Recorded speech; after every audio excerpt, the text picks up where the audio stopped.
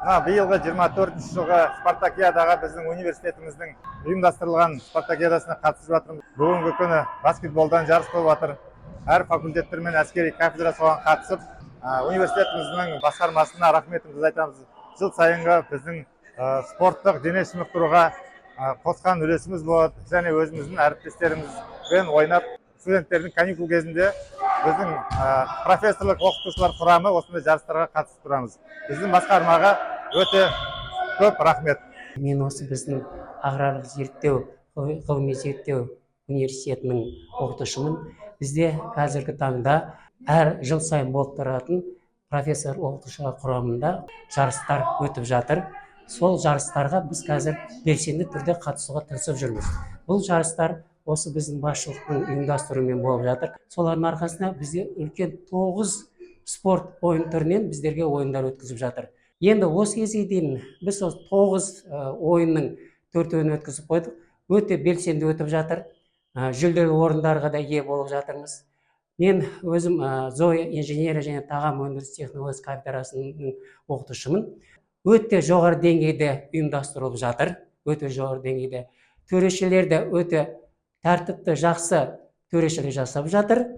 Біздің алғысымыз осы ұйымдастырып жатқан кафедра меңгерушісіне, кәсіподақ төрағасына, сонымен қатар университет басшыларына үлкен алғысымызды жеткіземіз. Старший преподаватель кафедры физвоспитания и спорта, являюсь тренером по волейболу.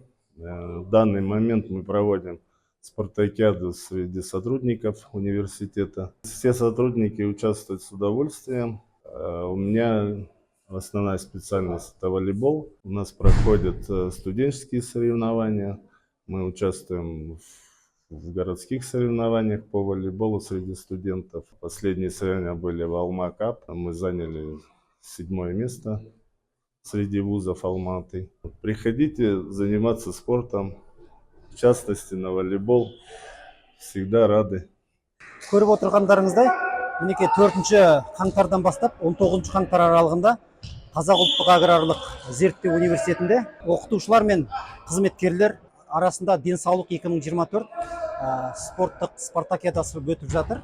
Бұл жерде 6 факультет және әскери кафедра, сонымен қатар әкімшілік бөлімнен де команда шығып, спорттың 9 түрінен ерлер мен әйелдер арасында тартысты ойын өтіп жатыр.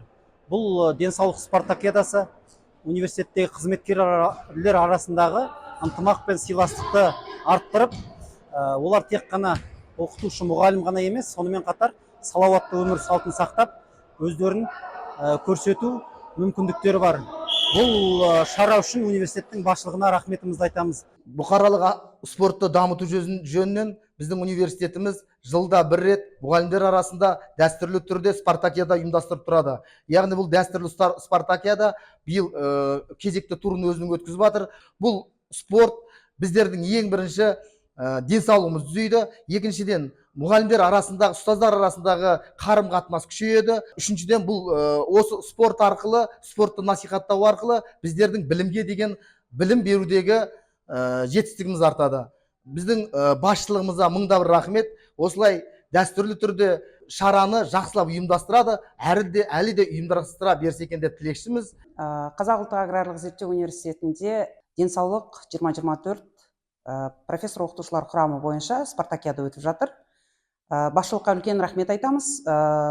Бұл спартакиада студенттер арасында да болды. Қазіргі таңда біздің қызметкерлерге арналып өтіп отыр. Енді бүгінгі таңда біз инженерлік-техникалық факультет ұжымы толығымен барлық спорттың түріне қатысып жатырмыз. Белгілі бір дәрежеде жүлделі орындар алып жатырмыз. Ойынның бәрі әділ, тамаша өтіп жатыр. Әріптестеріміздің барлығына тек қана сәттілік тілеймін, өзімізге жеңіс тілеймін.